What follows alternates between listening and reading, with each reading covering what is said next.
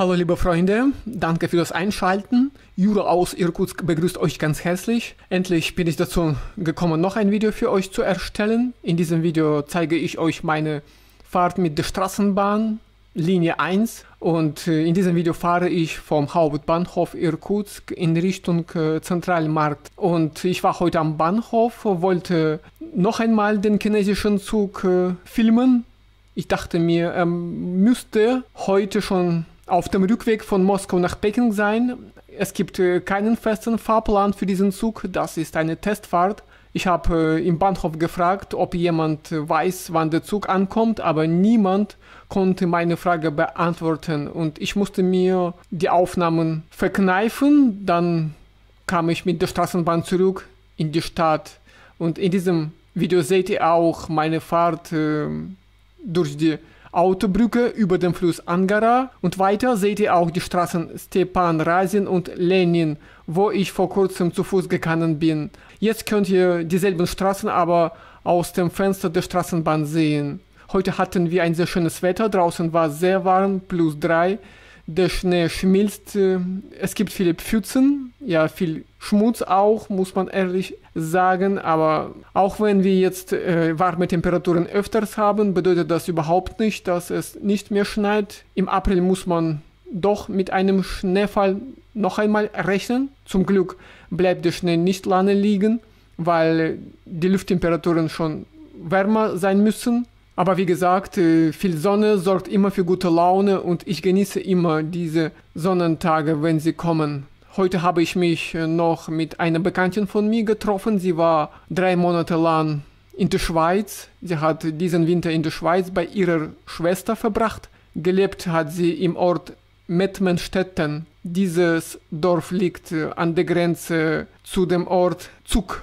Die Stadt Zug ist in der Schweiz damit bekannt, dass dort viele Millionäre leben. Und sie war auch im Ort Zug oft unterwegs und hat mir davon sehr viel erzählt. Ihre Schwester ist natürlich Russin, sie war mit einem Deutschen verheiratet und lebt schon in der Schweiz seit vielen Jahren und ihr Ziel ist, den Schweizer Pass zu bekommen. Etwa in 3 oder 5 Jahren darf sie schon den Schweizer Pass beantragen und mit dem Schweizer Pass kann sie dann überall ohne Visum herumreisen, dann kann sie den russischen Pass auch behalten. Das ist sehr vorteilhaft, den Schweizer Pass und dabei noch den russischen Pass zu haben. Ich wünsche ihr viel Glück dabei und hoffentlich klappt es mit dem Schweizer Pass.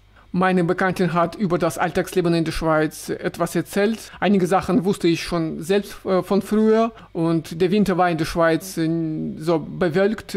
Es gab sehr viel Nebel, nicht so viel Sonne, wie es in Irkutsk der Fall ist. Am Anfang hatte sie Heimweh, aber nach einem Monat hat sie sich schon im Alltag eingelebt und ist soweit ja zufrieden mit dem Alltagsleben in der Schweiz und meint, in der Schweiz kann man Geld verdienen und ja, aber ausgeben geht es am besten in Russland. Das ist so sehr vorteilhaft und praktisch, wenn man in der Schweiz verdient und in Russland ausgibt. Meine Bekanntin, sie heißt Katja, sie spricht kein gutes Deutsch, nur Englisch und sie ist dabei jetzt Deutsch zu lernen, weil ihre Schwester im deutschsprachigen Teil der Schweiz lebt und sie will jetzt öfters in die Schweiz reisen, um dort das Geld zu verdienen. Ja, so ist ihr Ziel und ich bin mit ihr auf diesem Wege einverstanden.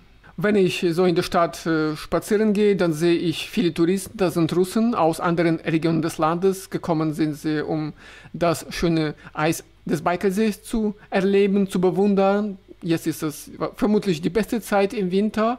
Draußen ist warm, gibt es viel Sonne und der Baikalsee ist dabei sehr schön. Ja, ich lade euch auch gerne zum Baikalsee ein, wenn ihr so eine Gelegenheit habt. Ja, man muss Zeit und Geld haben, die beiden müssen zusammenpassen, dann klappt es mit jeder Reise, egal wohin, auf dieser schönen Welt.